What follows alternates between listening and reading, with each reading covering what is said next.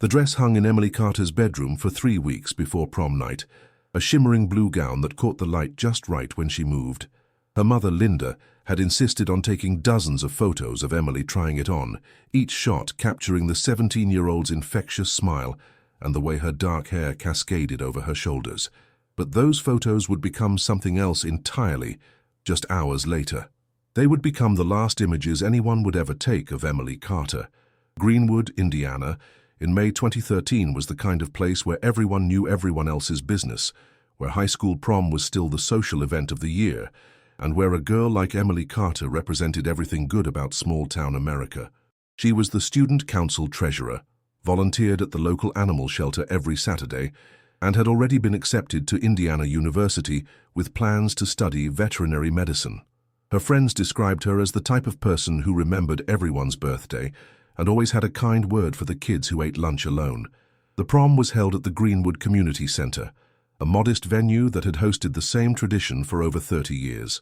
The theme that year was Enchanted Garden, and the decorating committee had transformed the usually stark gymnasium into something that almost resembled the magical setting they'd envisioned. Twinkling lights hung from the ceiling, artificial flowers adorned every table, and a photographer had set up a backdrop that would capture couples in their finest moments. Emily arrived at 7:30 with her date, Jason Hendricks, a basketball player who'd been trying to ask her out for months before finally working up the courage. What happened next seemed perfectly normal at the time. Emily and Jason danced, laughed with their friends, and posed for pictures that would later be examined frame by investigators. She wore a corsage of white roses that Jason had nervously pinned to her dress, and witnesses would later recall how she kept adjusting it throughout the evening, as if it meant more to her than anyone realized. Around 10:15, she excused herself to use the restroom, telling Jason she'd be right back and asking him to save her a spot on the dance floor for the next slow song. That was the last time anyone saw Emily Carter alive. Jason waited by the punch bowl for 15 minutes before growing concerned. He asked Emily's best friend, Sarah Martinez, if she'd seen her, but Sarah shook her head, saying she'd been dancing the entire time. Jason then checked the bathroom, calling Emily's name outside the door and asking other girls if they'd seen her inside. Nothing. He walked the perimeter of the community center, thinking maybe she'd stepped outside for fresh air or to take a phone call. The parking lot was full of cars, but Emily was nowhere to be found. By 11 o'clock, Jason was panicking. He found one of the parent chaperones, Mrs. Robinson, who had known Emily since elementary school. Mrs. Robinson tried to remain calm, suggesting that maybe Emily had felt sick and gone home without telling anyone, but even as she said it, she knew it didn't sound like Emily. The girl was responsible to a fault, the type who would never leave her date stranded at prom without an explanation. Mrs. Robinson called Linda Carter, waking her from sleep with words that would replay in the mother's mind for the next 12 years. Linda Carter arrived at the community center within minutes, still in her pajamas and slippers, her face a mask of barely controlled terror. She immediately began questioning everyone, her voice growing more frantic with each person who shook their head and said they hadn't seen Emily. The chaperones organized a search of the building, checking every classroom, storage closet, and corner where a teenager might hide or where something might have happened. They found nothing except Emily's small purse, tucked under her chair at the table where she and Jason had been sitting. The purse contained everything Emily had brought to prom: her lip gloss, a compact mirror, $23 in cash, and her cell phone. The phone's battery was nearly dead, but there were no missed calls, no text messages, no indication that anyone had tried to contact her. More puzzling was what wasn't in the purse. Emily's car keys were missing, even though her white Honda Civic sat untouched in the parking lot.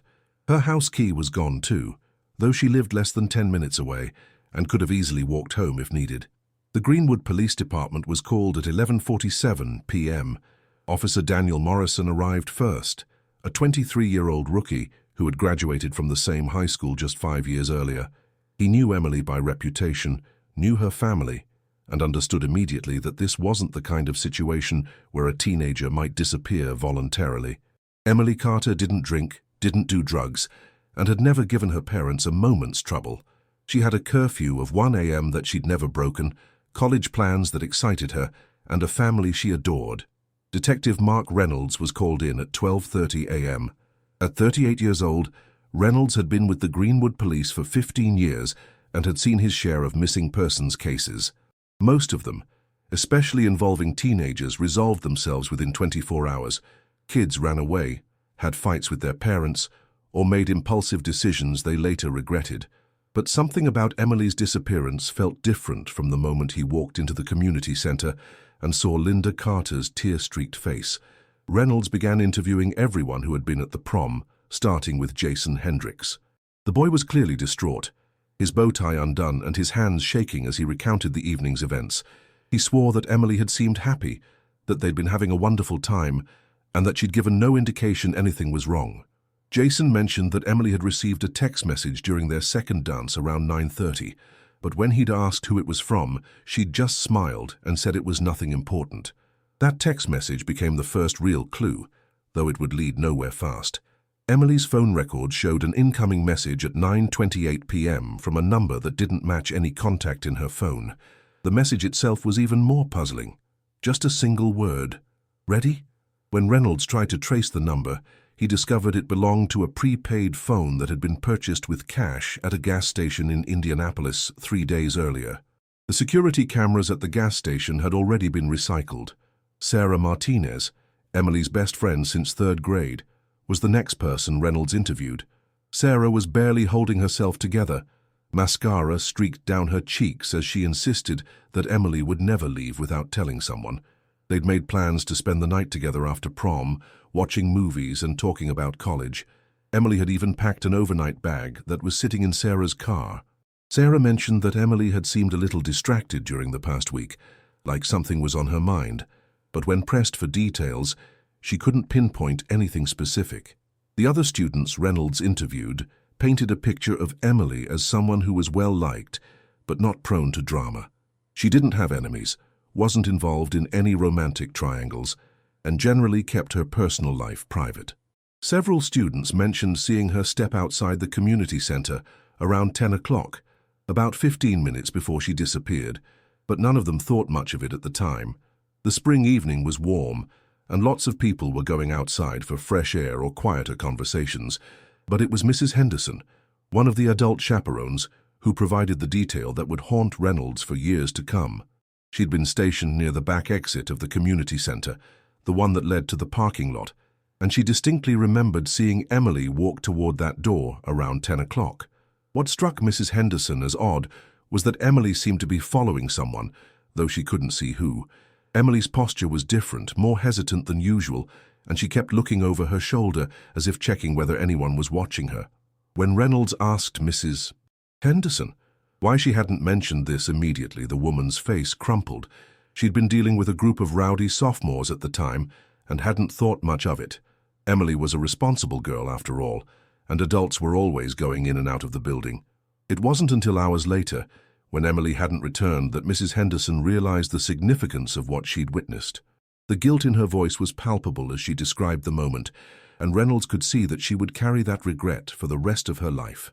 The search for Emily Carter began in earnest the next morning. Volunteers from across Greenwood and the surrounding communities showed up at the police station, ready to comb through every inch of the area. They searched the woods behind the community center, the nearby parks, and the banks of the White River. Dogs were brought in to follow Emily's scent, but the trail went cold in the parking lot, as if she'd simply vanished into thin air. Emily's disappearance dominated local news for weeks. Her photo appeared on missing person posters throughout central Indiana, and tips poured in from people who thought they'd seen her at gas stations, shopping malls, and restaurants across the Midwest. Each lead was investigated thoroughly, but none of them led anywhere. The girl in the blue prom dress who had been spotted in Louisville turned out to be someone else entirely. The supposed sighting at a Chicago bus station was a case of mistaken identity. Every lead that seemed promising eventually crumbled under scrutiny. As the days turned into weeks, the initial hope that Emily would return on her own began to fade. Reynolds worked the case obsessively, following up on every tip, re-interviewing witnesses, and checking Emily's social media accounts for any clue about what might have happened. Her Facebook page showed a typical teenager's life: photos with friends, complaints about homework, excitement about college. There was nothing that suggested she was planning to disappear, nothing that indicated she was unhappy or in trouble. The Carter family held vigils and press conferences, Linda's voice growing more strained with each public appearance. Emily's younger sister, Rebecca, who was only 14 at the time, seemed to age years in a matter of weeks. The family hired a private investigator when the police leads began drying up, but even he couldn't find any trace of Emily. It was as if she'd stepped out of the community center and into another dimension. 3 months after Emily's disappearance, the case began to shift from active investigation to cold case status. Reynolds hated to see it happen, but the reality was that new crimes were being committed every day, and the department's resources had to be allocated accordingly.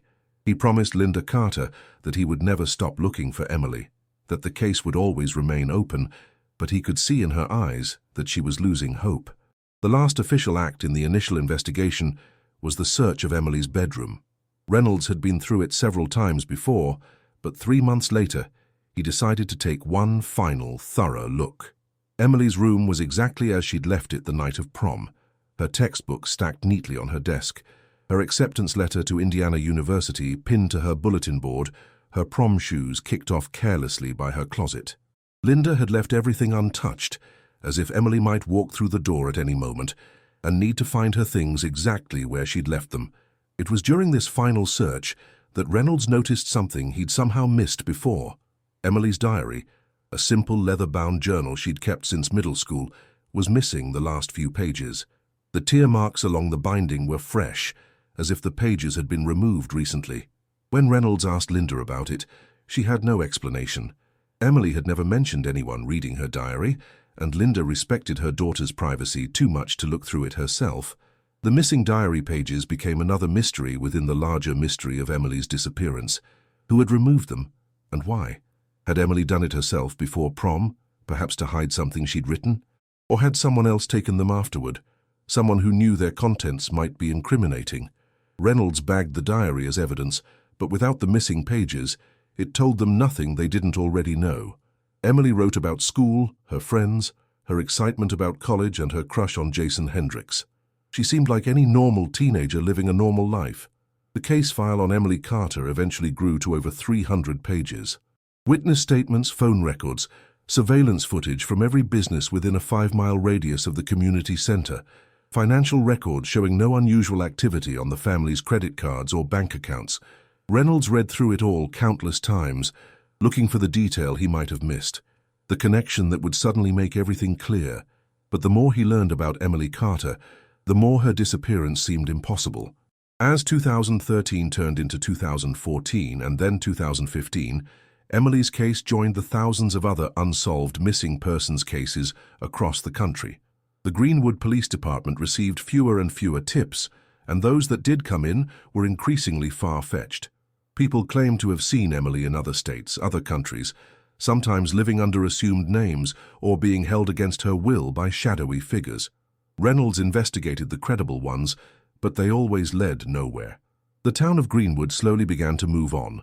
Though Emily's disappearance left a permanent mark on the community, the high school started requiring chaperones to maintain strict head counts during school events. Parents became more protective of their teenagers, and prom night was never quite the same. Emily's story became a cautionary tale, a reminder that terrible things could happen even in the safest places to the most innocent people. Linda Carter aged rapidly in the years following Emily's disappearance. Her marriage to Emily's father, David, didn't survive the strain, and they divorced quietly in 2016. David moved to California, unable to bear living in the same town where his daughter had vanished. Linda stayed, unwilling to leave in case Emily ever tried to come home. She kept Emily's room exactly as it had been, changing the sheets regularly and dusting the furniture as if her daughter might return at any moment. Rebecca Carter, Emily's younger sister, struggled the most. She'd been planning to attend the same high school where Emily had excelled, but the constant reminders proved too much. Linda eventually enrolled Rebecca in a private school in Indianapolis, hoping a fresh start might help her daughter heal. But Rebecca carried the weight of her sister's disappearance everywhere she went, always wondering if the stranger in the grocery store might know something, always hoping that today might be the day Emily came home. Mark Reynolds retired from the Greenwood Police Department in 2020 after 27 years of service. The Emily Carter case had haunted him throughout his career, the one mystery he'd never been able to solve. Even in retirement, He found himself thinking about Emily, wondering what he'd missed, what he could have done differently. He'd moved on to other cases over the years, solved dozens of crimes, but Emily's disappearance remained the professional failure that kept him awake at night. The official investigation into Emily Carter's disappearance had been thorough, professional, and ultimately unsuccessful. Every lead had been followed, every witness interviewed, every piece of evidence carefully analyzed. The case had been reviewed by outside investigators, profiled by experts in missing persons cases, and featured on several true crime television shows. But Emily Carter remained as gone in 2025 as she had been on that May night in 2013, when she'd walked out of the Greenwood Community Center and into oblivion. What none of them knew, not Reynolds, not Linda Carter, not Rebecca, was that the answer to Emily's disappearance had been sitting in the Carter family home all along, hidden in a place where no one thought to look, waiting 12 long years for someone to discover it. And when that discovery finally came, it would change everything they thought they knew about that prom night in 2013. Because sometimes the most obvious hiding places are the ones that remain hidden the longest, and sometimes the truth is so close that it becomes invisible. The question wasn't whether Emily Carter had left any clues behind. The question was whether anyone would ever think to look in the right place. June 2025 brought an unexpected phone call that would drag Mark Reynolds back into the case that had never truly left his mind. Rebecca Carter, now 26 and working as a social worker in Indianapolis, had been cleaning out her childhood home in preparation for its sale. Linda Carter had passed away 3 months earlier from cancer, and Rebecca could no longer bear the weight of maintaining the house where her family had slowly disintegrated after Emily's disappearance. Rebecca's voice was shaky when she called Reynolds, whom she'd stayed in touch with sporadically over the years. She explained that she'd been going through the attic, sorting through boxes of Christmas decorations and old photo albums, when she discovered something that made her hands tremble. Hidden behind a stack of storage containers, tucked away in a corner where the roof sloped lowest and where no one would think to look, was a small wooden box that none of them had ever seen before. Reynolds felt his pulse quicken as Rebecca described the box. It was about the size of a shoebox, made of dark wood with a simple brass latch, and it had been covered with a thick layer of dust that suggested it had been undisturbed for years. Inside the box, Rebecca had found something that stopped her cold, a handwritten letter, folded carefully and sealed in a plastic bag, with Emily's distinctive handwriting on the envelope. But it wasn't addressed to anyone in the family. Instead, in Emily's careful script were the words, "For whoever finds this if something happens to me." The drive from Reynolds' retirement home in Bloomington to Greenwood took 45 minutes, but it felt like hours. He hadn't seen Rebecca Carter since her mother's funeral, and he was struck by how much she resembled Emily, now that she'd grown into adulthood. The same dark hair, the same thoughtful eyes, though Rebecca's carried a weight that Emily had never known. Rebecca led him through the house that had once been filled with hope and laughter, now echoing with the emptiness of rooms being cleared for the last time. The attic was cramped and stuffy, filled with the accumulated memories of a family that had been shattered by one terrible night. Reynolds had to duck his head as Rebecca led him to the corner where she'd made the discovery. The wooden box sat exactly where she'd found it, and Reynolds could see immediately that it had been deliberately hidden. Someone had positioned the storage containers in front of it with careful precision, creating a barrier that would discourage casual exploration while not appearing obviously suspicious. Rebecca handed him a pair of latex gloves, explaining that she'd been careful not to contaminate whatever evidence might be present. It was a precaution born from 12 years of watching crime shows and wondering what had happened to her sister, but Reynolds appreciated the thought. As he lifted the lid of the box, his heart hammered against his ribs with an intensity he hadn't felt since his active duty days. The letter was exactly as Rebecca had described it, sealed in a plastic bag that had protected it from moisture and time. But there were other items in the box as well, things that Rebecca hadn't mentioned over the phone, perhaps because their significance wasn't immediately apparent. A small silver key that didn't match any lock Reynolds could remember from the Carter house, a photograph of Emily with someone whose face had been carefully scratched out with black ink. And most puzzling of all, a newspaper clipping from the Greenwood Gazette dated 2 weeks before prom, reporting on a minor car accident that had involved a local businessman named Thomas Brennan. Reynolds photographed everything in the box before removing the letter, his hands steady despite the adrenaline coursing through his system. The plastic bag crinkled as he opened it, and for a moment he was transported back to that frantic night in 2013, when he'd first walked into the community center and begun what would become the most frustrating case of his career. Emily's handwriting was exactly as he remembered it from her diary, careful and precise, with little flourishes on her capital letters. But as Reynolds unfolded the letter and began to read, his confusion only deepened. The message was written in Emily's hand, no doubt about that, but large portions of it had been blacked out with what appeared to be a permanent marker.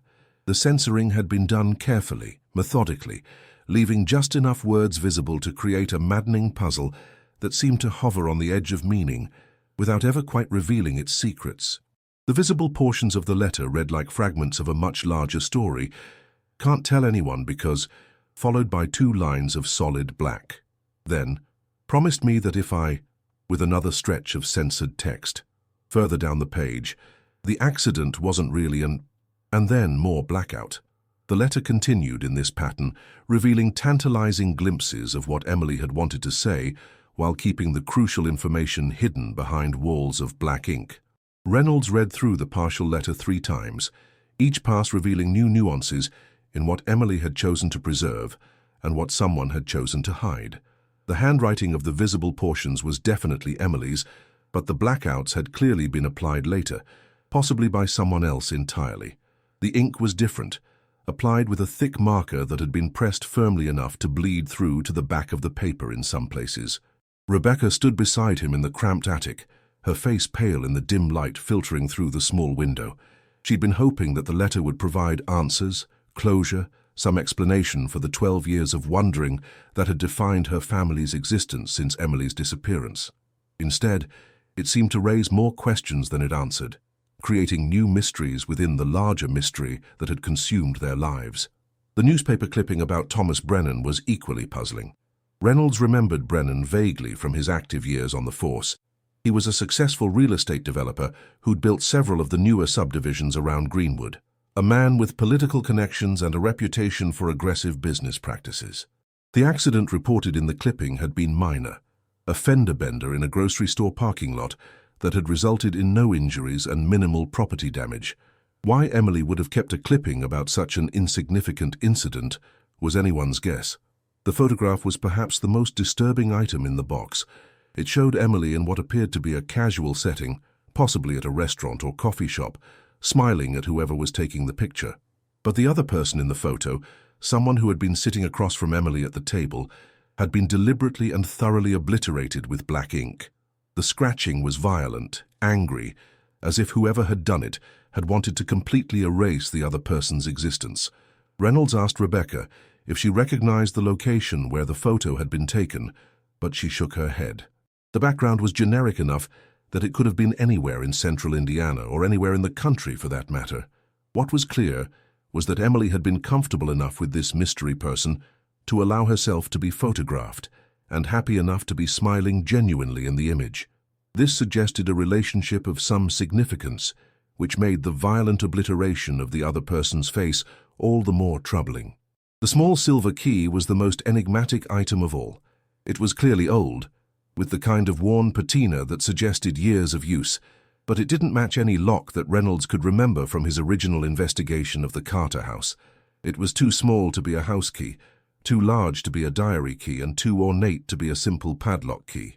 The head of the key was decorated with a small engraved design that looked like it might be initials, but the wear made it impossible to make them out clearly. As Reynolds examined each item, Rebecca provided what context she could. She'd never seen the wooden box before, had no memory of Emily mentioning any of these items, and couldn't explain how they'd ended up hidden in the attic. The corner where the box had been found was directly above Emily's bedroom, which struck Reynolds as potentially significant. Had Emily hidden the box herself, or had someone else placed it there after her disappearance? The condition of the items suggested they'd been in the box for years, possibly since before Emily's disappearance. The dust pattern on the box indicated it had been undisturbed for a long time, and the plastic bag protecting the letter showed the kind of careful preservation that suggested someone had been thinking about the future when they'd hidden these things away. But if Emily had created this cache herself, why hadn't she mentioned it to anyone?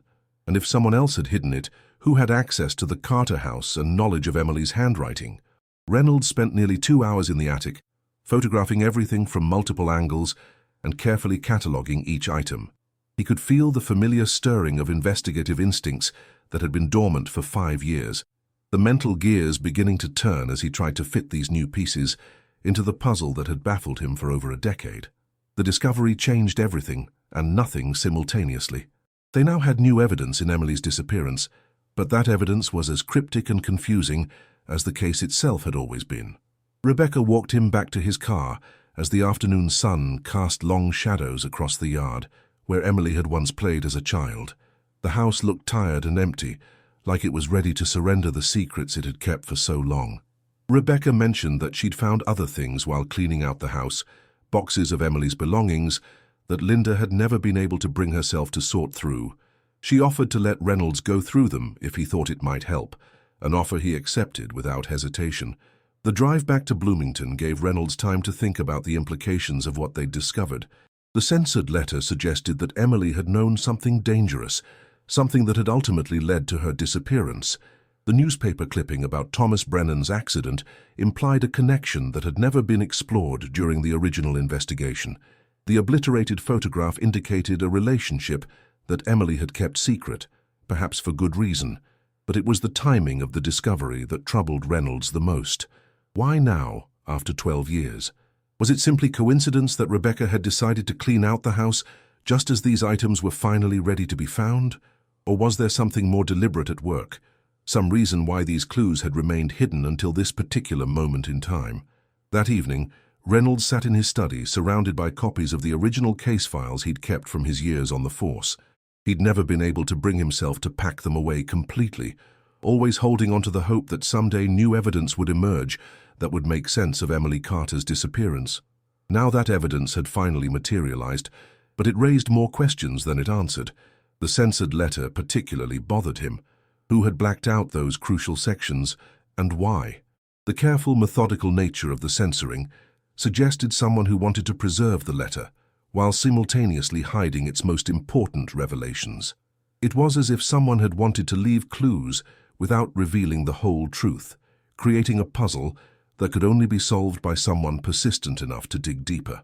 Reynolds found himself studying the pattern of the blackouts, looking for any hint of the words that lay beneath the marker. In some places, the pressure of the pen had created slight indentations in the paper that might be recoverable with the right forensic techniques. In others, the marker hadn't been applied quite thickly enough, and he thought he could make out fragments of letters underneath. It would require professional analysis, equipment that he no longer had access to as a retired officer. The photograph was equally frustrating. The violence with which the other person's face had been obliterated suggested anger, fear, or both. Someone had wanted to make absolutely certain that this person could never be identified, but they'd been careful not to damage Emily's image in the process. This suggested that whoever had done the defacing cared about Emily while simultaneously wanting to hide her connection to this mystery person. Reynolds realized that he was facing a decision that would define his retirement years. He could turn the evidence over to the current investigators at the Greenwood Police Department and step back, trusting that they would pursue the new leads with the same dedication he'd once brought to the case. Or he could take a more active role, using his decades of experience and his intimate knowledge of the original investigation to pursue these new clues himself. The choice wasn't really a choice at all. Emily Carter had been haunting him for 12 years, a ghost that wouldn't rest until her story was finally told. The discovery of the hidden box felt like a second chance, an opportunity to redeem the failure that had defined the end of his career. Reynolds knew that he couldn't walk away now, not when the answers might finally be within reach. He made 2 phone calls that night. The first was to Rebecca Carter, asking her to give him access to all of Emily's remaining belongings and permission to pursue the investigation wherever it might lead. The second was to his former partner, Detective Sarah Walsh, who was now in charge of cold cases for the Greenwood Police Department. Walsh had been a rookie when Emily disappeared, but she'd followed the case closely and had always believed that the truth was still out there waiting to be discovered. Walsh was initially skeptical when Reynolds explained what they'd found. The Greenwood Police Department had limited resources for cold cases, and Emily Carter's disappearance had already consumed thousands of hours of investigative time over the years. But when Reynolds described the censored letter and the other items in the box, Walsh agreed to meet with him the next morning to examine the evidence firsthand. As Reynolds prepared for bed that night, he felt a mixture of excitement and trepidation that he hadn't experienced in years. The discovery in the attic had reawakened something in him, a sense of purpose that retirement had slowly eroded. Emily Carter had been just 17 when she disappeared, a girl with her whole life ahead of her, who had vanished at what should have been one of the happiest moments of her teenage years. She deserved better than to remain a cold case file gathering dust in a storage room. But Reynolds also understood that reopening the investigation would inevitably stir up old wounds and force people to confront memories they might prefer to leave buried. 12 years was a long time, long enough for people to build new lives and move on from the trauma of Emily's disappearance. His investigation would drag them all back into that nightmare, forcing them to relive the worst period of their lives. The censored letter lay on his desk beside copies of the photograph and newspaper clipping, 3 puzzle pieces that seemed to promise answers, while simultaneously revealing how much they still didn't know. Reynolds stared at them until his eyes grew heavy, wondering what Emily Carter had been trying to tell them from beyond whatever fate had befallen her. The letter felt like a message from the grave, a desperate attempt to communicate truths that someone had been determined to keep hidden. As he finally turned off the lights and headed to bed, Reynolds couldn't shake the feeling that the discovery of the box was just the beginning. The careful way the items had been hidden, the methodical censoring of the letter, the violent obliteration of the face in the photograph, all of it suggested a level of planning and forethought that went far beyond a simple teenage tragedy. Someone had been playing a very long game, and Reynolds was only now beginning to understand that Emily Carter's disappearance might have been just the opening move. The question that would haunt his dreams was whether he was already too late to prevent whatever the endgame was supposed to be. Detective Sarah Walsh had changed considerably in the 12 years since Emily Carter's disappearance. The eager rookie, who had shadowed Reynolds during the initial investigation, had evolved into a seasoned professional with sharp instincts and a reputation for tenacity that rivaled her former mentors. When she arrived at the Greenwood Police Department that morning to meet Reynolds, she carried herself with the confidence of someone who had seen enough darkness to understand its patterns. Walsh examined the items from the wooden box with the methodical care of an experienced investigator. She photographed each piece from multiple angles, noting details that might prove significant later.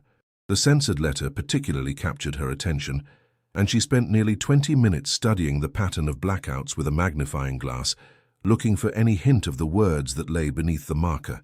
"This isn't random," Walsh observed, pointing to the careful way certain phrases had been preserved while others had been completely obliterated. Whoever did this wanted to leave just enough information to create questions, but not enough to provide answers. It's almost like they were creating a puzzle that could only be solved by someone with access to additional information. Reynolds nodded, having reached the same conclusion during his sleepless night of analysis. The censoring showed a level of sophistication that suggested someone with knowledge of investigative techniques, someone who understood how much information was too much and how little was too little. It was the work of someone who wanted the truth to eventually emerge, but only under the right circumstances, and only to the right person. Walsh had already begun the process of having the letter analyzed by the State Crime Lab. Modern forensic techniques might be able to recover some of the hidden text, especially if the marker hadn't completely penetrated the paper fibers. She'd also arranged for a handwriting expert to confirm that the visible portions were indeed written by Emily, though Reynolds was already certain on that point. Emily's distinctive style was unmistakable to someone who had studied her writing as intensively as he had. The photograph presented different challenges. The violent scratching that had obliterated the other person's face had been done with something sharp and metallic, possibly a knife or key. The scratches went completely through the paper in several places, making digital reconstruction impossible.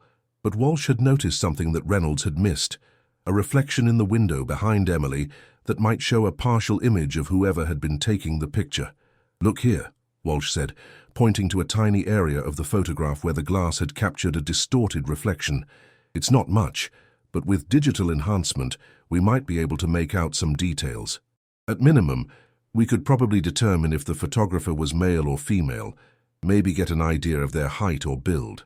The newspaper clipping about Thomas Brennan's accident was perhaps the most intriguing piece of evidence, precisely because it seemed so innocuous. Walsh had pulled Brennan's file from the department's records, and what she found painted a picture of a man who had been involved in numerous minor controversies over the years. Property disputes with neighbors, allegations of cutting corners on construction projects, and a few complaints about aggressive business practices that had never risen to the level of criminal charges. "Brennan's still around," Walsh informed Reynolds as they reviewed the file. "He's in his 60s now, semi-retired, but he still owns several properties around town. The accident Emily clipped happened about 2 weeks before prom, like you noted. Brennan rear-ended a woman named Margaret Sullivan in the Kroger parking lot. No injuries, minimal damage, and Brennan's insurance covered everything without question." Reynolds studied the police report from the accident, looking for any connection to Emily Carter or her family. Margaret Sullivan's name didn't appear anywhere in the original missing persons investigation, and neither did Thomas Brennan's. The accident had been so minor that it barely warranted a police report, let alone newspaper coverage. The fact that the Greenwood Gazette had reported on it at all suggested a slow news day, but Emily's decision to keep the clipping suggested she'd seen some significance that wasn't immediately apparent. The small silver key remained the most mysterious item. Walsh had photographed it extensively and was running the image through databases of common lock types, hoping to identify what kind of mechanism it might open. The engraved design on the head of the key was clearer in the high-resolution photographs, and it did appear to be initials, though the wear made them difficult to decipher. "Could be TB," Walsh suggested, studying the enhanced image on her computer screen. "The first letter definitely looks like a T, and the second could be a B. If we're thinking Thomas Brennan, that would be quite a coincidence." Reynolds wasn't a big believer in coincidences, especially not in cases as complex as Emily Carter's disappearance. If the key belonged to Thomas Brennan, it suggested a connection between Emily and the businessman that had never emerged during the original investigation. But what kind of relationship would a 17-year-old girl have with a man in his 50s? And why would she have a key to something he owned? Walsh had already begun the process of locating and re-interviewing the key witnesses from the original investigation. 12 years had passed, and people's memories had undoubtedly faded, but sometimes the passage of time also loosened tongues that had been tied by fear or loyalty. She started with Jason Hendricks, Emily's prom date, who was now a married father of 2 living in Indianapolis. Jason's reaction to Walsh's phone call was immediately suspicious. He became defensive almost instantly, insisting that he'd told the police everything he knew back in 2013, and demanding to know why they were bothering him again after all these years. When Walsh mentioned that new evidence had emerged, Jason's tone grew even more agitated. He claimed to be too busy to meet in person, and hung up after giving only cursory answers to her questions. "That's not the reaction of someone with nothing to hide," Reynolds observed when Walsh reported on the conversation. "Jason was cooperative 12 years ago, even eager to help. Now he's acting like we're threatening him somehow." Sarah Martinez, Emily's best friend, proved equally evasive when Walsh attempted to contact her. Sarah had moved to Chicago after college and worked as a marketing executive for a pharmaceutical company. Her assistant claimed she was in meetings all day and would have to return Walsh's call when her schedule permitted. But when Walsh identified herself as a police detective investigating Emily Carter's disappearance, the assistant's demeanor changed noticeably. "Ms. Martinez asked me to tell you that she gave her statement 12 years ago and has nothing to add," the assistant said, her voice carefully neutral. "She's moved on with her life and would prefer not to be contacted about this matter again." The response was so formal and rehearsed that it suggested Sarah had been prepared for this moment, as if she'd been expecting the investigation to reopen and had already decided how to respond. Walsh made a note to pursue Sarah more aggressively, possibly showing up at her office unannounced if necessary. Friends didn't typically refuse to help in the investigation of their best friend's disappearance unless they had reasons to avoid scrutiny. Mrs. Henderson, the chaperone who had seen Emily walking toward the back exit of the community center, was more cooperative but also more fragile than she'd been 12 years earlier. Now in her 70s and battling early-stage dementia, her memories of prom night were clouded by time and medical condition. She repeated her story about seeing Emily follow someone toward the exit, but when pressed for additional details, she became confused and contradictory. She was following someone, Mrs. Henderson insisted, during Walsh's visit to her assisted living facility. But maybe she wasn't following them. Maybe they were together. I remember thinking it was odd, but I can't remember why it was odd. The conversation was frustrating, but not entirely fruitless. Mrs. Henderson's confusion seemed to center around the nature of Emily's relationship with the person she'd been following. Sometimes she described Emily as appearing reluctant or hesitant. Other times she suggested Emily had seemed familiar with whoever she was walking with. The inconsistency might have been due to her medical condition, or it might have reflected genuine confusion about what she'd witnessed that night. Reynolds decided to approach Thomas Brennan directly, reasoning that a straightforward conversation might yield more information than covert surveillance. Brennan lived in an upscale neighborhood on the outskirts of Greenwood, in a house that reflected his success in real estate development. The man who answered the door was tall and distinguished, with silver hair and the kind of confident bearing that came from decades of successful business dealings. Brennan's reaction to Reynolds' presence was carefully controlled, but there were subtle signs of tension that the experienced investigator noticed immediately: a slight tightening around the eyes, a momentary hesitation before inviting Reynolds inside, and a tendency to stand rather than sit during their conversation. These were the behaviors of someone who was managing their responses rather than reacting naturally. "Emily Carter," Brennan repeated when Reynolds explained the reason for his visit. "I remember when she disappeared. Terrible tragedy. But I'm afraid I don't understand why you're talking to me about it. I didn't know the girl personally." Reynolds showed Brennan the newspaper clipping from Emily's hidden collection, watching carefully for any reaction. Brennan examined it with apparent puzzlement. Claiming to barely remember the minor accident it described, he suggested that Emily might have clipped the article for a school project or some other innocent reason, but his explanation felt forced and unconvincing. "Young people sometimes collect odd things," Brennan said, handing the clipping back to Reynolds. "Maybe she was interested in local news, or maybe she knew Margaret Sullivan somehow. I really couldn't say." When Reynolds showed him the photograph of the silver key, Brennan's composure slipped for just a moment. There was a flash of recognition in his eyes, quickly suppressed, but unmistakable to someone who had spent decades reading people's reactions to evidence. Brennan claimed not to recognize the key, but his denial came too quickly and with too much emphasis. "I have dozens of keys for various properties," Brennan said, his voice carefully neutral. "But that one doesn't look familiar. It's quite old, isn't it? Probably from some antique lock that hasn't been used in years." Reynolds left Brennan's house with the conviction that the man was hiding something significant. The businessman's carefully managed responses and subtle signs of stress suggested knowledge that he was determined not to share, but proving that connection would require more than intuition and observation. Reynolds needed evidence, and evidence was becoming increasingly difficult to obtain. The next morning brought an unwelcome surprise. Walsh called Reynolds early, her voice tight with frustration and concern. During the night, someone had broken into the evidence storage facility at the Greenwood Police Department.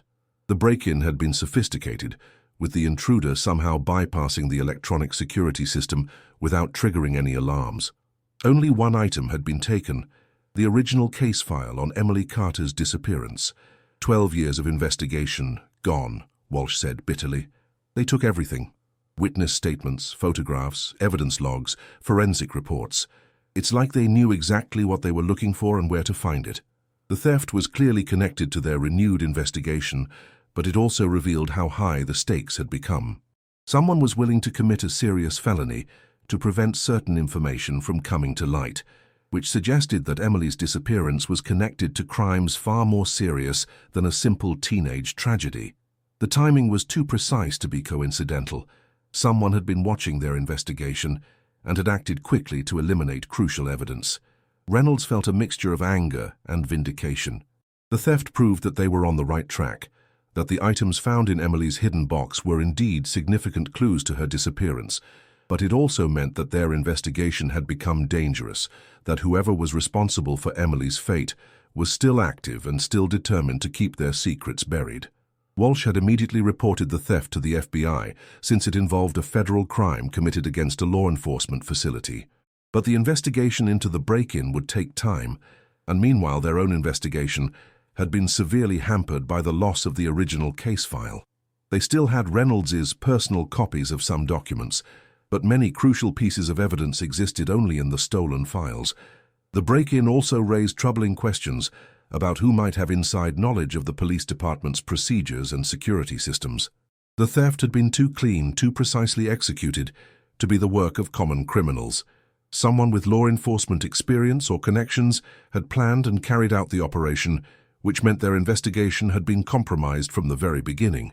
Reynolds suggested they accelerate their timeline, conducting interviews and following leads before whoever was responsible could take additional action to cover their tracks. Walsh agreed, but she also insisted on taking additional security precautions.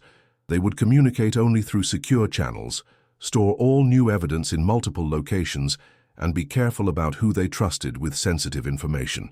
Their investigation was no longer just about finding out what had happened to Emily Carter. It had become a race against an unknown adversary who was clearly willing to go to extreme lengths to keep certain truths hidden. The stolen case files represented 12 years of investigative work, but they also represented 12 years of potential exposure for whoever was responsible for Emily's disappearance. As Reynolds drove home that evening, he couldn't shake the feeling that he was being followed. A dark sedan had been behind him since he'd left the police station, maintaining a careful distance but making all the same turns. He tested his suspicion by taking a circuitous route through several neighborhoods, and the sedan stayed with him until he was almost home before disappearing into traffic. The message was clear. They were being watched, and their investigation had attracted the attention of people who were willing to take significant risks to protect their secrets. Reynolds realized that reopening Emily Carter's case might have been the most dangerous decision of his career. But it was also the most important, because somewhere in the maze of lies and cover-ups that had followed Emily's disappearance lay the truth about what had happened to a 17-year-old girl who had simply wanted to enjoy her prom night. The theft of the case files was both a setback and a revelation. It confirmed that Emily's disappearance was connected to something much larger and more sinister than anyone had imagined. But it also meant that every move they made from this point forward would be scrutinized and potentially countered by people who had already demonstrated their willingness to commit serious crimes to maintain their silence. Reynolds spent that night reviewing his personal copies of the case documents, trying to remember what crucial information might have been in the stolen files that he no longer had access to.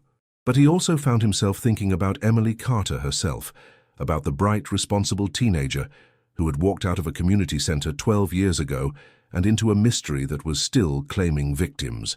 She deserved better than to become a casualty in someone else's war of secrets, and Reynolds was determined to make sure that, no matter what it cost him personally, Emily Carter would finally get the justice she had been denied for far too long. The question that haunted him as he finally tried to sleep was whether he would live long enough to see that justice served. The morning after the break-in, Reynolds discovered that the theft was only the beginning of what appeared to be a coordinated effort to obstruct their investigation. Walsh called him at 6 a.m. with news that made his blood run cold. Margaret Sullivan, the woman who had been involved in the minor car accident with Thomas Brennan 2 weeks before Emily's disappearance, had died 3 days earlier in what appeared to be a routine medical procedure gone wrong. She went in for a simple outpatient surgery, Walsh explained, her voice heavy with suspicion. Gallbladder removal, something she'd done dozens of times before, according to her surgeon. But there were complications with the anesthesia, and she never woke up. The hospital is calling it a tragic but unforeseeable reaction to the medication. Reynolds felt the familiar chill that came with recognizing a pattern in seemingly unrelated events. Margaret Sullivan's death might have been a genuine medical tragedy, but the timing was impossibly convenient for anyone who wanted to prevent her from discussing her encounter with Thomas Brennan. The minor car accident that Emily had found significant enough to clip from the newspaper had now claimed its second potential witness. Walsh had managed to interview Margaret's daughter before the funeral arrangements consumed the family's attention. The daughter, Patricia, revealed details about her mother's final weeks that raised additional questions about the circumstances of her death. Margaret had been contacted by someone claiming to be conducting research on traffic safety, asking detailed questions about her accident with Thomas Brennan.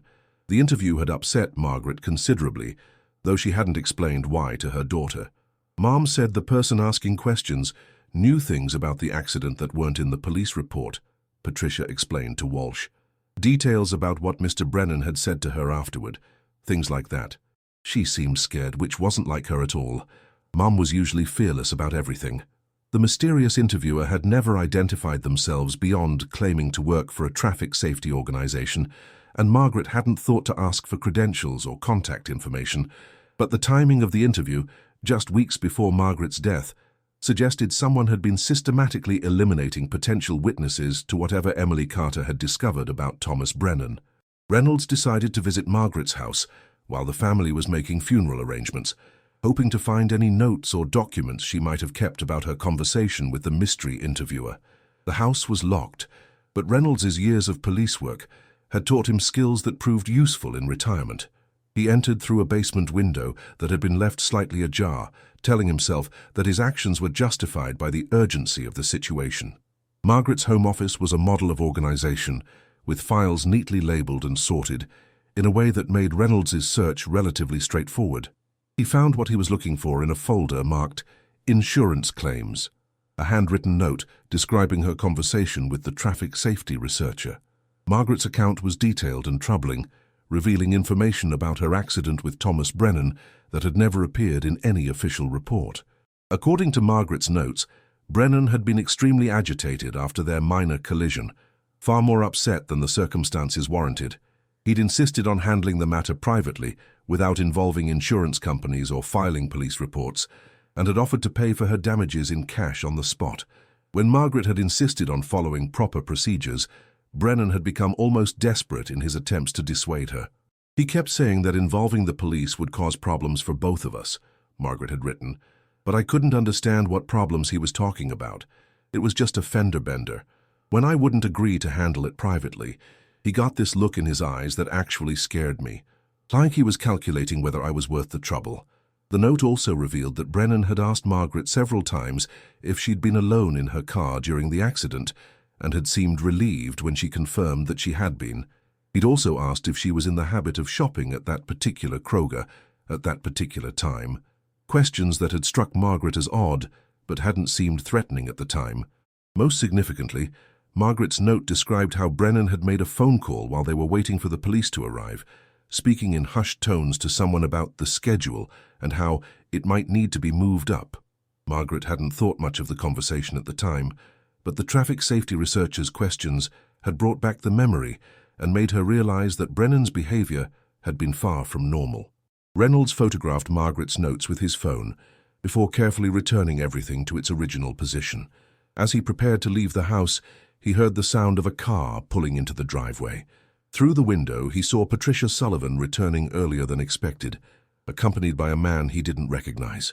Reynolds slipped out through the same basement window he'd used to enter, but not before noticing that Patricia's companion was taking photographs of the house's exterior with professional-grade equipment. The realization that the Sullivan family was also under surveillance was deeply unsettling. It suggested that whoever was orchestrating the cover-up had resources and connections that extended far beyond what Reynolds had initially imagined. The theft of the police files, the mysterious death of Margaret Sullivan, and now the apparent monitoring of her family indicated a level of organization that required significant planning and funding. Walsh was waiting for Reynolds at a coffee shop on the outskirts of Greenwood when he arrived to share his discoveries. She'd chosen the location carefully, a place where they could talk without being overheard, and where surveillance would be difficult to maintain without being obvious.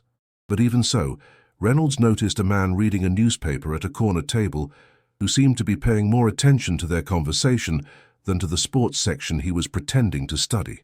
"We need to assume that everything we do is being monitored," Walsh said quietly, sliding a folder across the table.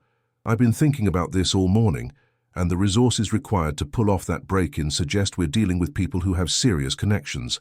Maybe law enforcement, maybe government, maybe just wealthy individuals with access to professional services." The folder contained Walsh's research on Thomas Brennan's background, information that painted a picture of a man whose success had come at the cost of numerous questionable business practices. Brennan had been involved in several land deals that had displaced low-income families, had fought environmental regulations that would have limited his development projects, and had a history of forming partnerships with investors whose backgrounds were difficult to verify. "Look at this," Walsh said, pointing to a document from 2012. Brennan was being investigated by the State Attorney General's office for possible corruption in the awarding of municipal contracts. The investigation was dropped after the key witness moved out of state and refused to cooperate further. Reynolds studied the timeline, noting that the investigation had been closed just 3 months before Emily Carter's disappearance.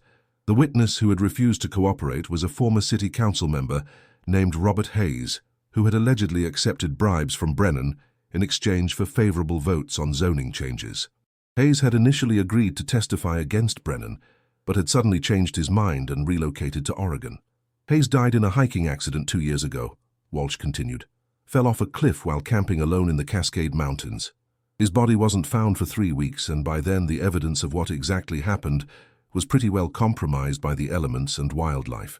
The pattern was becoming impossible to ignore. People who had potentially damaging information about Thomas Brennan had a tendency to die or disappear, under circumstances that were individually explainable but collectively suspicious. Emily Carter's fate was beginning to look less like an isolated tragedy and more like part of a systematic effort to eliminate threats to Brennan's interests. Reynolds realized that their investigation had reached a critical point. They had enough circumstantial evidence to suggest that Thomas Brennan was connected to Emily's disappearance, but not enough proof to bring charges or even obtain search warrants. Worse, their inquiries had clearly attracted the attention of people who were willing to kill to protect their secrets. Any misstep could result in their own deaths being added to the growing list of convenient accidents. Walsh had been thinking along similar lines.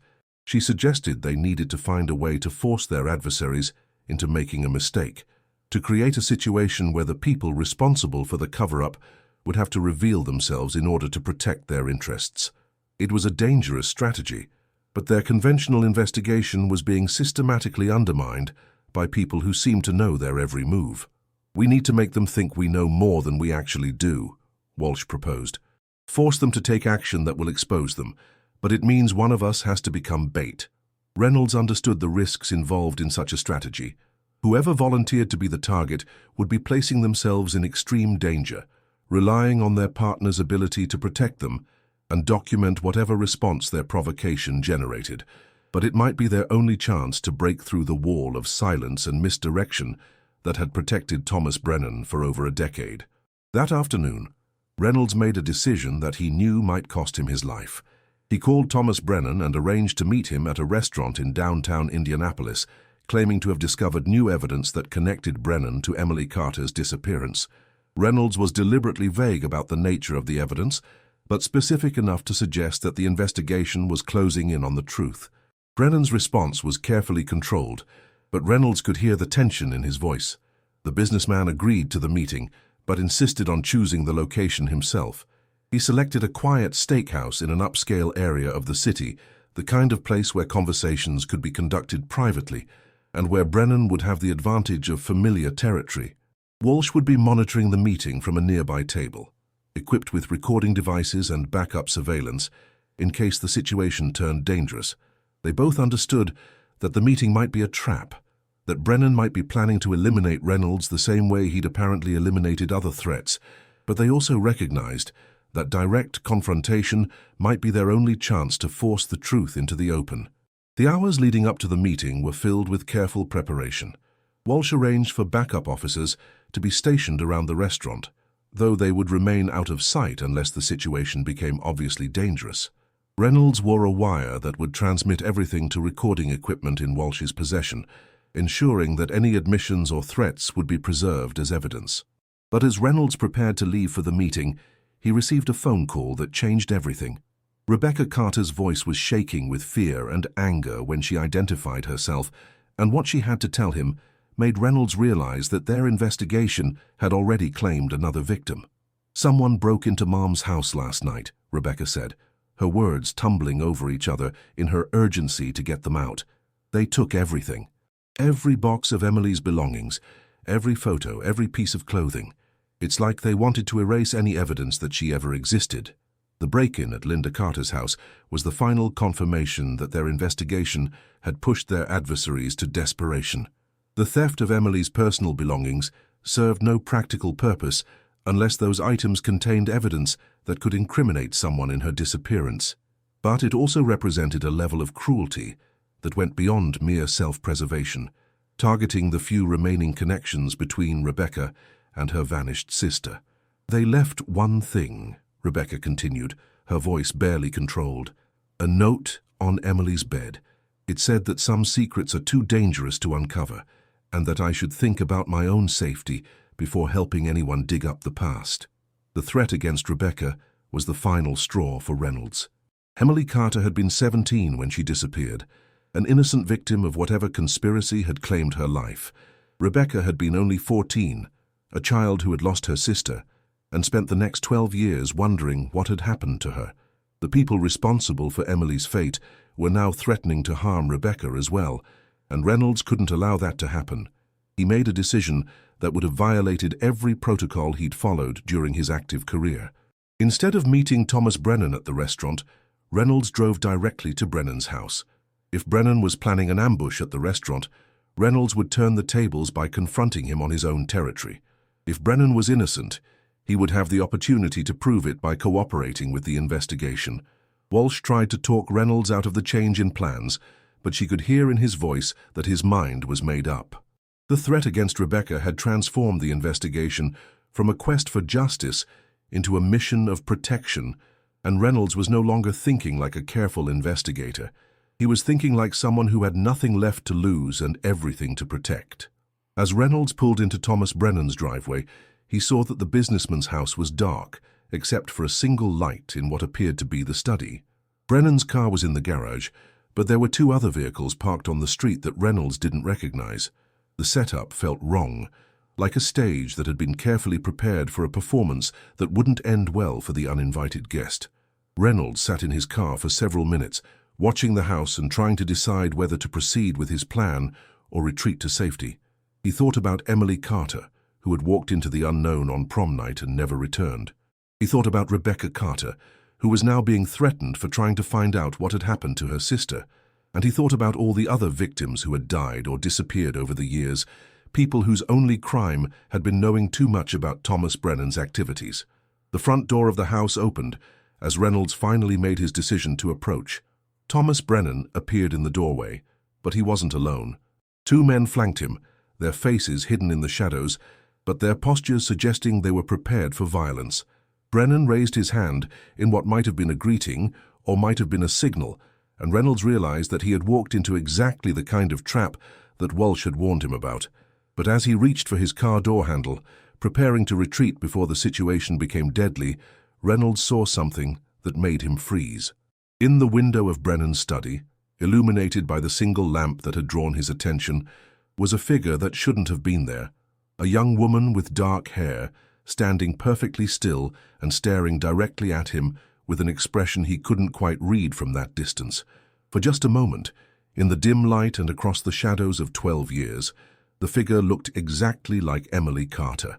And then the light went out, and Reynolds was left wondering whether he had seen a ghost, a hallucination, or something far more terrifying, the possibility that Emily Carter might still be alive. The moment stretched between possibility and impossibility, between hope and horror, as Reynolds stared at the now dark window where he might have seen Emily Carter. His hands trembled on the steering wheel as his mind struggled to process what his eyes had registered. 12 years of assuming Emily was dead, 12 years of investigating her disappearance as a homicide, and now the stunning possibility that she might have been alive all along, hidden away by the very man they suspected of taking her. Brennan and his companions remained motionless in the doorway, as if they too were frozen by the implications of what Reynolds might have witnessed. The suburban street was eerily quiet, with no traffic or pedestrians to complicate whatever was about to unfold. The scene felt like a standoff where the first person to move would determine whether the confrontation ended in revelation or violence. Reynolds made a decision that went against every instinct of self-preservation he'd developed over 3 decades of police work. Instead of fleeing, he turned off his car engine and stepped out into the evening air. If Emily Carter was alive and being held against her will, he couldn't abandon her to save himself. If what he'd seen was a hallucination or wishful thinking, he needed to know the truth, regardless of the personal consequences. "Mr. Brennan," Reynolds called out, his voice carrying clearly in the still air, "I think we need to talk about Emily Carter. All of us." Brennan's response was a gesture to his companions, who immediately began moving toward Reynolds with the purposeful stride of men accustomed to violence. But before they could reach him, Reynolds heard something that stopped everyone in their tracks. A voice calling his name from inside the house, a young woman's voice muffled by walls and windows, but unmistakably real. "Detective Reynolds? Is that really you out there?" The voice was older than the 17-year-old girl who had disappeared from prom, matured by 12 years of experiences that Reynolds could only imagine. But the cadence was familiar, the slight Indiana accent exactly what he remembered from his interviews with Emily's friends and family. Unless someone had spent years training an impersonator, he was hearing the voice of Emily Carter calling to him from inside Thomas Brennan's house. Brennan's carefully maintained composure cracked visibly. His face went through a rapid succession of expressions: surprise, fear, anger, and finally, resignation. The businessman raised his hand to stop his associates from advancing on Reynolds, and for a long moment the only sound was the distant hum of traffic from the main road several blocks away. "This wasn't how it was supposed to happen," Brennan said finally, his voice carrying a weariness that suggested he'd been carrying a heavy burden for years. "Emily was never supposed to be found. The whole arrangement was designed to keep her safe, while protecting everyone else involved." Reynolds felt his understanding of the case shifting fundamentally as he processed Brennan's words. The businessman wasn't confessing to murder or kidnapping in the traditional sense. He was describing something more complex, a situation where Emily's disappearance had been orchestrated rather than spontaneous, planned rather than violent. "Safe from what?" Reynolds demanded, moving closer to the house despite the presence of Brennan's associates. What kind of danger was worth making her family believe she was dead for 12 years? Before Brennan could answer, the front door of the house opened wider, and Emily Carter stepped into view. She looked exactly as Reynolds had imagined she might after 12 years of growth and experience, taller, more mature, with the kind of reserved composure that came from surviving trauma. But her eyes held the same intelligence he remembered from her high school photographs, and when she spoke, her voice carried the authority of someone who had made peace with difficult choices. "The kind of danger that would have gotten me killed if I'd stayed in Greenwood," Emily said simply. "And the kind that's still going to get people killed now that you've found me." The reunion between Reynolds and Emily Carter was nothing like the emotional reconciliation he'd imagined during all those years of searching for her. Emily's demeanor was guarded, almost professional, as if she were greeting a colleague rather than the man who had spent years trying to bring her home. She acknowledged his efforts to find her with gratitude, but also with a distance that suggested she'd moved beyond needing rescue. "I know what you've been thinking all these years," Emily said as they moved into Brennan's house under the watchful eyes of his security personnel. "I know you thought I was dead, and I'm sorry for that. But staying dead was the only way to stay alive." The interior of Brennan's house was elegant but sterile, decorated with the kind of expensive furniture that suggested wealth without revealing personality. Emily led Reynolds to a sitting room where she gestured for him to take a chair across from her, maintaining the kind of physical distance that reinforced the emotional distance in her manner. "On prom night, I discovered something that certain people were willing to kill to keep secret," Emily began, her voice steady despite the weight of what she was revealing. "I wasn't supposed to find out, but I was in the wrong place at the wrong time, and I saw something that connected several powerful people to activities that would have destroyed their lives if exposed." Reynolds listened with growing amazement as Emily described the events that had led to her disappearance. The text message she'd received during the prom hadn't been from a random number. It had been from someone warning her that her discovery had been noticed and that she was in immediate danger. The person she'd followed out of the community center hadn't been a kidnapper but a protector, someone who had helped orchestrate her escape before her enemies could eliminate her. "Thomas saved my life that night," Emily said, nodding toward Brennan, who stood near the doorway looking uncomfortable with the praise. "He and several other people who were being targeted by the same conspiracy. They created a new identity for me, a new life where I could be safe while they dealt with the threats." The story Emily told was far more complex than Reynolds had imagined possible. The minor car accident between Brennan and Margaret Sullivan hadn't been random. It had been a carefully planned meeting where Brennan was supposed to receive information about a corruption investigation that was getting too close to the truth. Emily had witnessed the exchange by accident, recognizing Brennan from news coverage of his business dealings and realizing that something illegal was taking place. I was working part-time at a law office, filing papers and answering phones, Emily explained. I'd seen documents related to the investigation of Thomas and several other businessmen. When I saw him meeting secretly with someone who was supposed to be cooperating with that investigation, I knew I'd stumbled onto something dangerous. Emily had made the mistake of confiding in someone she trusted, not realizing that the corruption network extended into law enforcement itself. Within days of her discovery, she'd begun receiving threatening phone calls and noticing strangers watching her house. The final warning had come on prom night, when someone had texted her to leave the community center immediately if she wanted to live to see her 18th birthday. I had maybe 10 minutes to decide whether to trust the person who was trying to help me or wait around to see if the threats were real, Emily said. Given what happened to other people who got too close to this investigation, I think I made the right choice. Reynolds found himself struggling to reconcile the Emily Carter sitting before him with the missing teenager he'd spent years searching for. This young woman spoke with the confidence of someone who had survived extraordinary circumstances and emerged stronger for the experience. But he also sensed an underlying sadness, a recognition of everything she'd lost when she'd chosen survival over the life she'd been building. Your family, Reynolds said softly. They've spent 12 years grieving for you. Your sister Rebecca is still suffering from losing you. How could you let them believe you were dead? Emily's composure cracked slightly at the mention of her family, revealing the pain she'd been carefully concealing. When she spoke again, her voice carried the weight of years of suppressed emotion and carefully rationalized decisions. Do you think I wanted to disappear? Do you think I enjoyed watching my family suffer on the news coverage? Every birthday, every Christmas, every anniversary of my disappearance, I saw it all. But contacting them would have put them in the same danger I was trying to escape.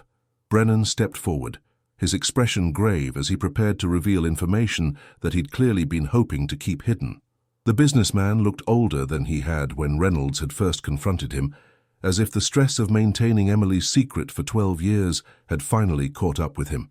The people we were protecting Emily from aren't just common criminals, Brennan said. They have connections throughout law enforcement, the judicial system, and local government. If Emily had stayed in Greenwood, or if her family had known she was alive, they all would have become targets.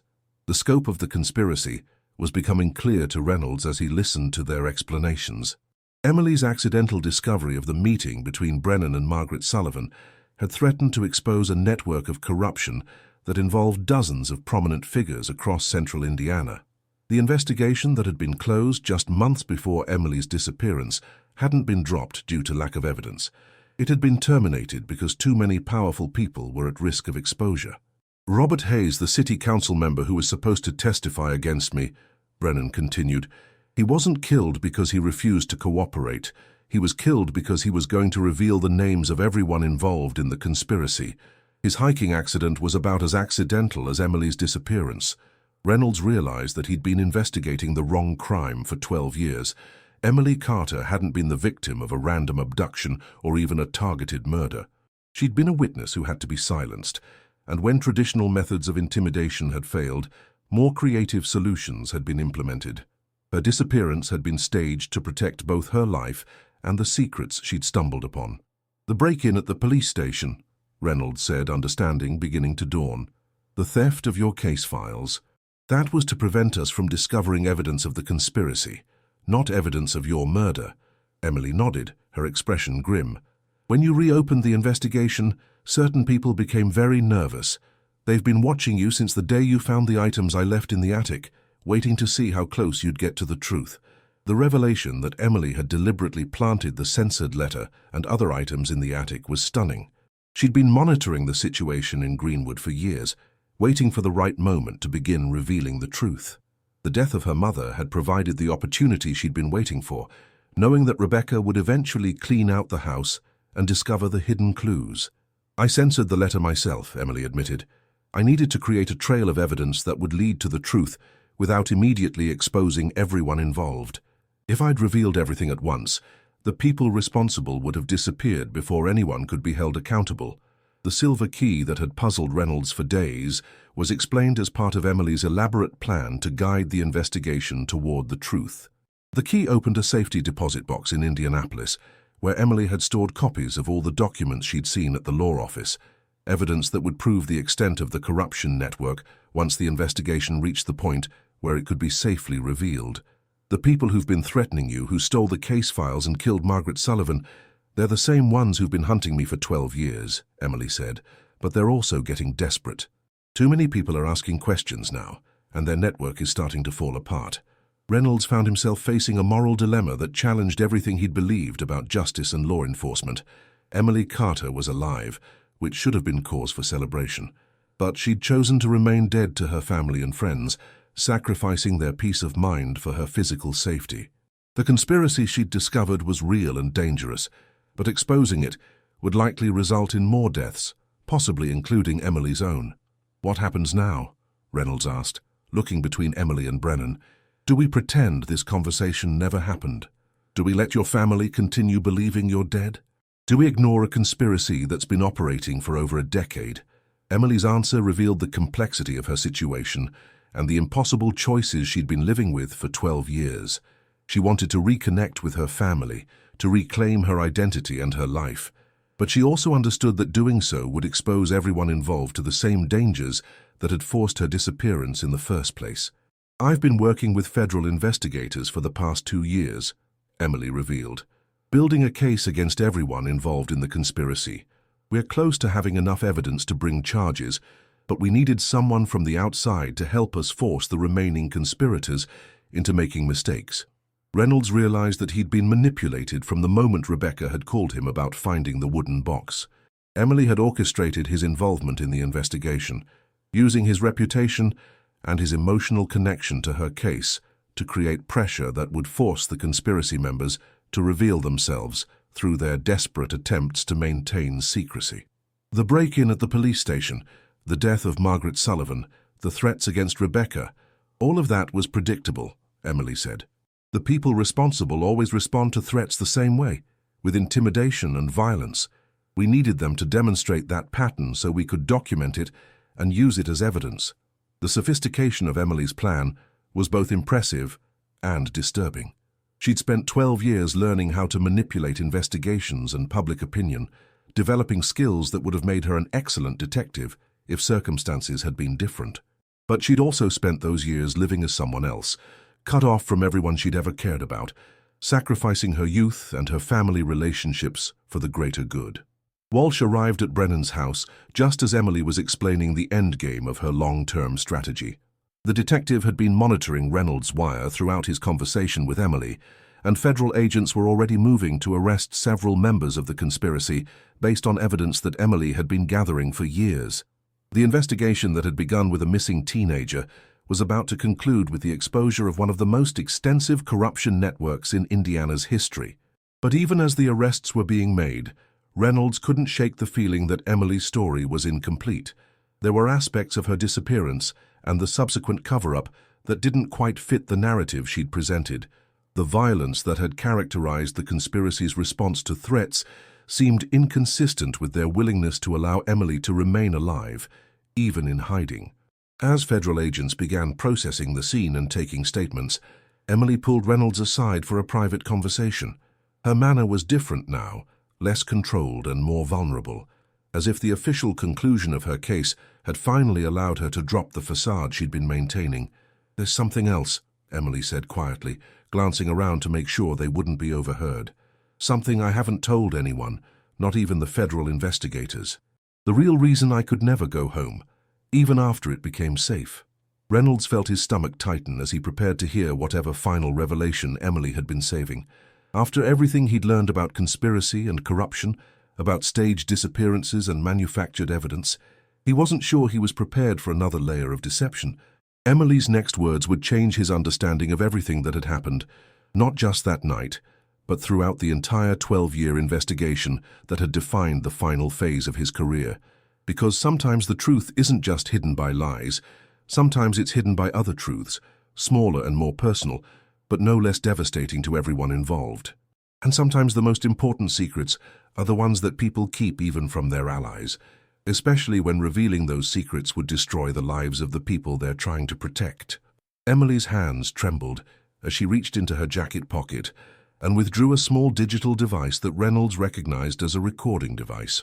Her eyes were filled with a pain that seemed to go beyond the trauma of hiding for 12 years, beyond the sacrifice of her family relationships, beyond even the fear that had driven her underground.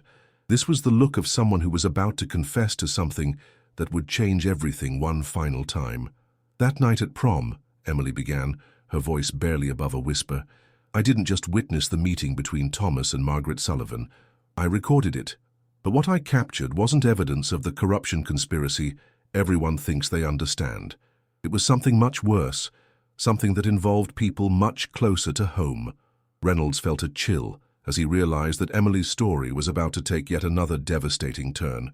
Throughout the investigation, he'd assumed that the corruption network was the ultimate truth behind her disappearance. But Emily's expression suggested that the conspiracy had been merely a cover for something even more personal and destructive. "The person Thomas was really meeting with wasn't Margaret Sullivan," Emily continued, her voice growing stronger as she prepared to reveal the secret she'd carried for 12 years. "Margaret's accident with Thomas was genuine, just a distraction that provided cover for his real meeting. The person he was actually there to see was my father." The revelation hit Reynolds like a physical blow. David Carter, Emily's father, the man who had divorced Linda after Emily's disappearance and moved to California to escape the memories.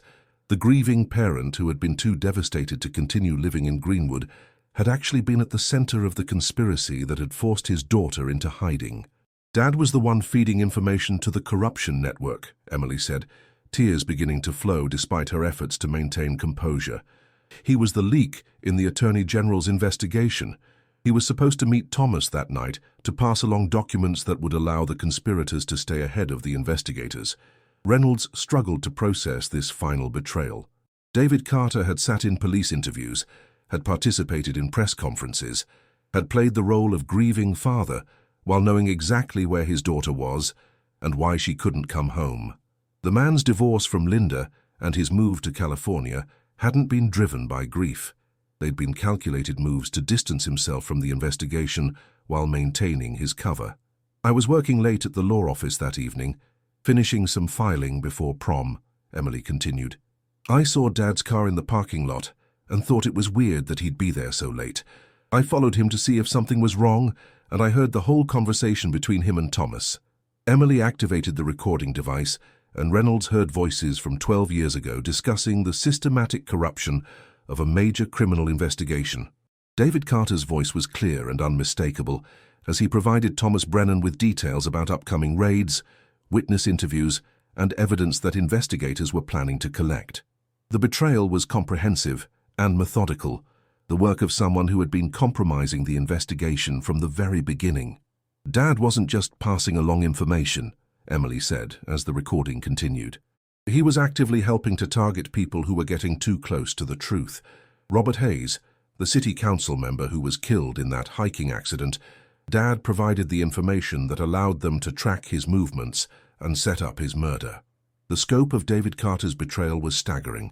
As an employee of the Attorney General's office, he'd had access to the most sensitive aspects of the investigation. He'd known which witnesses were cooperating, which evidence was being collected, and which investigative strategies were being planned. His position had made him the perfect asset for a conspiracy that needed to stay ahead of law enforcement. "When I confronted him about what I'd heard, Dad broke down completely," Emily said.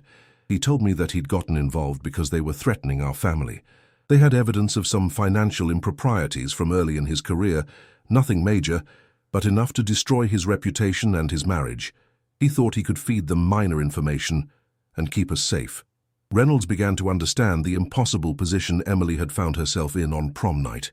She'd discovered that her father was a traitor, but she'd also learned that he was being blackmailed to protect his family. Exposing him would have destroyed their family just as surely as the conspiracy would have, if David had refused to cooperate. "The people controlling Dad weren't going to let him stop," Emily continued. "They'd invested too much in having someone inside the investigation. When I threatened to expose everything, they made it clear that they'd rather eliminate our entire family than lose their source. Dad begged me to disappear until he could find a way to get us all out safely." The plan that had led to Emily's disappearance had been hastily improvised by David Carter and Thomas Brennan working together. Brennan had been trying to extricate himself from the conspiracy for months, having realized that his business associates were far more dangerous than he'd initially understood.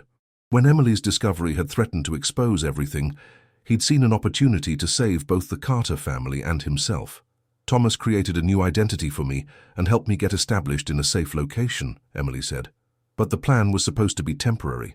Dad was going to gather evidence against the people who were blackmailing him, and then we were all going to testify together and enter witness protection as a family." Reynolds realized why David Carter's behavior after Emily's disappearance had seemed so strange to investigators at the time. The man hadn't been grieving for a dead daughter. He'd been living with the knowledge that she was alive, but that any contact with her could result in her death. His divorce from Linda hadn't been caused by grief, but by the need to protect her from becoming a target if his double life was discovered.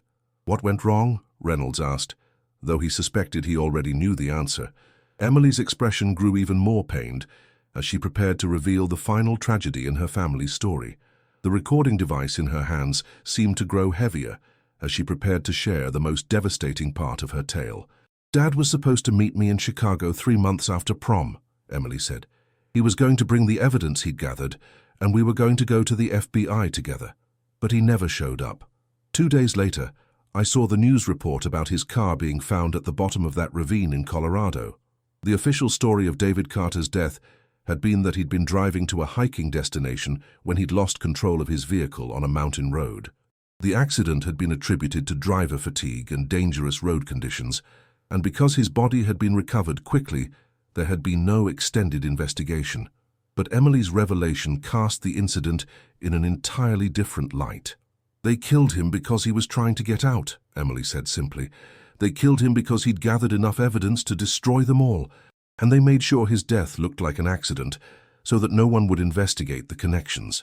Reynolds felt the final pieces of the puzzle falling into place. David Carter had died, not because he'd been overwhelmed by grief over his daughter's disappearance, but because he'd been trying to end the conspiracy that had forced that disappearance. His death had left Emily completely alone, unable to return home without endangering her mother and sister, and unable to seek help from law enforcement because she didn't know how far the corruption extended. "I've been working with the federal investigators for 2 years because I finally found people I could trust," Emily said, "but I couldn't tell them about Dad's involvement because I was afraid it would compromise their investigation. Some of the evidence they've been using came from sources Dad had access to, and revealing his role as a double agent might have tainted everything." The complexity of Emily's situation over the past 12 years was finally becoming clear to Reynolds. She'd been simultaneously a victim and a witness, a daughter and an investigator, someone who needed protection while also working to provide justice for others. Her father's death had made her the sole guardian of secrets that could either destroy the conspiracy or compromise the investigation that was trying to stop it. "The recording I made that night is the only evidence that proves Dad was being blackmailed rather than willingly cooperating," Emily said. "Without it, he looks like a willing participant in everything that happened. With it, he becomes a victim who died trying to do the right thing." Reynolds understood why Emily had hidden this final piece of evidence, even from the federal investigators who had been helping her.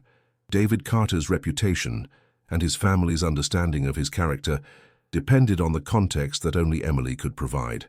But revealing that context would also reveal how much Emily had known about the conspiracy, and for how long, potentially making her a target even within the federal investigation. The sound of approaching sirens indicated that the arrests Emily had orchestrated were proceeding as planned. Within hours, most of the conspiracy network would be in custody, charged with crimes ranging from corruption to murder. The investigation that had begun with Emily's staged disappearance would conclude with justice for all the victims who had died to protect the conspirators' secrets. Walsh appeared in the doorway, her face grim as she reported on the night's arrests. Over a dozen people had been taken into custody, including several prominent businessmen, 2 judges, and a deputy prosecutor, who had been feeding information to the conspiracy for years. The evidence Emily had helped gather would be enough to ensure that most of them would spend the rest of their lives in prison. "It's over," Walsh announced. "The whole network is blown. We've got evidence going back 15 years, enough to connect them to at least 8 murders that were disguised as accidents or suicides." But Reynolds could see in Emily's face that the official end of the conspiracy wasn't the resolution she'd been hoping for. She'd spent 12 years seeking justice for her father and safety for her family, but achieving those goals hadn't restored the life that had been stolen from her. The young woman who sat before him was a stranger to the family who had mourned her, separated by years of experiences that none of them could understand or share. "What happens now?" Reynolds asked Emily, echoing the question he'd posed earlier, but with a different meaning. "Do you go home? Do you try to rebuild relationships with people who've spent 12 years learning to live without you?" Emily's answer revealed the final, cruel irony of her situation. She'd sacrificed her family relationships to protect her family's safety, but in doing so, she'd become a stranger to the people she'd been trying to save. Rebecca had grown up believing her sister was dead, developing her own coping mechanisms and life philosophy around that loss. Linda had died without ever knowing that her daughter was alive, taking that grief to her grave. "I don't know if there's a home for me to go back to," Emily admitted. "Rebecca has built a life around the assumption that I'm dead. Mom died believing she'd failed to protect me. The people I was trying to save have already paid the price for my disappearance, and I can't undo that damage just by reappearing." Reynolds recognized the profound tragedy of Emily's situation. She'd made the ultimate sacrifice to protect her family, giving up her identity and her relationships to keep them safe. But the very act of protection had caused the harm she'd been trying to prevent, leaving her family damaged by grief while she remained isolated by secrecy. "Your sister deserves to know the truth," Reynolds said gently. "She deserves to know that you're alive and that you've been trying to protect her all these years. That won't erase the pain she suffered, but it might help her understand that your disappearance wasn't random or meaningless." Emily considered his words for a long moment before nodding slowly. The federal investigation was complete, the conspiracy had been exposed, and the immediate danger to her family had passed. For the first time in 12 years, she had the option of reclaiming her identity without endangering the people she loved. "Will you help me?" Emily asked Reynolds. "Will you help me figure out how to tell Rebecca that her sister isn't dead, just lost?" The reunion between Emily and Rebecca Carter took place 3 weeks later in a neutral location chosen for its privacy and security. Reynolds served as an intermediary, helping to prepare Rebecca for the shock of learning that her sister was alive, while also helping Emily navigate the complex emotions of reconnecting with someone who had spent 12 years grieving her death. Rebecca's initial reaction was disbelief, followed by anger, followed by a grief that was somehow deeper than what she'd experienced when she'd believed Emily was dead. The sister who returned to her wasn't the 17-year-old who had disappeared from prom, but a 29-year-old woman who had been shaped by experiences that Rebecca couldn't share or fully understand. "I spent 12 years thinking you were dead," Rebecca said during their first conversation. "I spent 12 years blaming myself for not being able to save you, and now I find out that you chose to leave, that you chose to let us suffer." Emily's response revealed the weight of guilt she'd been carrying throughout her years in hiding. She'd made what she believed was the right choice, but she'd never stopped questioning whether there might have been alternatives that would have saved her family from the pain of her absence. "I chose to live," Emily said simply, "and I chose to try to keep you and Mom alive too. I'm sorry that meant letting you believe I was dead, but I couldn't find any other way to keep you safe." The reconciliation between the sisters was slow and difficult, complicated by years of separate experiences and different perspectives on Emily's choices. Rebecca struggled to reconcile her grief with her joy, her anger with her relief. Emily worked to bridge the gap between the teenager she'd been and the woman she'd become, trying to reconnect with someone who had become a stranger during their years apart. Reynolds found himself playing an unexpected role in the Carter family's healing process. His years of investigating Emily's disappearance had given him insights into both sisters' experiences that helped him serve as a translator between their different perspectives. He helped Rebecca understand the dangers that had forced Emily's choices, and he helped Emily appreciate the real cost of those choices for the family she'd left behind. The public revelation of Emily Carter's survival and the exposure of the conspiracy that had forced her disappearance became a national news story. The case that had begun as a missing persons investigation evolved into a symbol of the lengths that corruption could reach and the price that ordinary families paid when they became entangled in powerful people's crimes. Thomas Brennan, who had ultimately played a crucial role in protecting Emily and exposing the conspiracy, received a reduced sentence in exchange for his cooperation with federal investigators. His testimony helped convict the remaining members of the network and provided closure for the families of other victims who had been killed to protect the conspirators' secrets. Reynolds retired from active investigation work after Emily's case was resolved, but he remained involved in her family's efforts to rebuild their relationships and their lives. The experience had changed his understanding of justice and law enforcement, showing him that sometimes the most important victories were the quiet ones that happened away from courtrooms and headlines. Emily Carter eventually chose to keep her new identity, while gradually rebuilding connections with her old life. She maintained contact with Rebecca and worked to honor their mother's memory by establishing a foundation that helped other families affected by corruption and violence. She never fully returned to being the Emily Carter who had disappeared from Prom, but she found ways to incorporate that identity into the person she had become. The wooden box that had started Reynolds' final investigation remained in Emily's possession, a reminder of the careful planning and desperate hope that had guided her through 12 years of exile. The censored letter that had puzzled investigators for weeks became a symbol of the incomplete truths that families learn to live with, the spaces between what is known and what is understood. Years later, when people asked Reynolds about the Emily Carter case, he would tell them that it taught him the difference between solving a mystery and understanding the truth. Emily's disappearance had been solved the moment they'd learned she was alive, but understanding the truth of what her family had endured and overcome continued to reveal new layers of complexity and resilience. The case file on Emily Carter was officially closed, but the questions it raised about justice, family, and the price of survival remained open, challenging everyone who encountered the story to consider what they would sacrifice to protect the people they loved. Because sometimes the greatest mysteries aren't about what happened to the missing, but about how the people left behind learn to live with loss, hope, and the possibility that the impossible might sometimes turn out to be true. In the end, Emily Carter's story became a testament to the idea that disappearing and returning are both choices that can save lives, and that the greatest investigations are often the ones that help families find their way back to each other across the vast distances created by time, circumstance, and the terrible necessity of keeping dangerous secrets. The 17-year-old who had walked out of a community center on prom night had never really disappeared.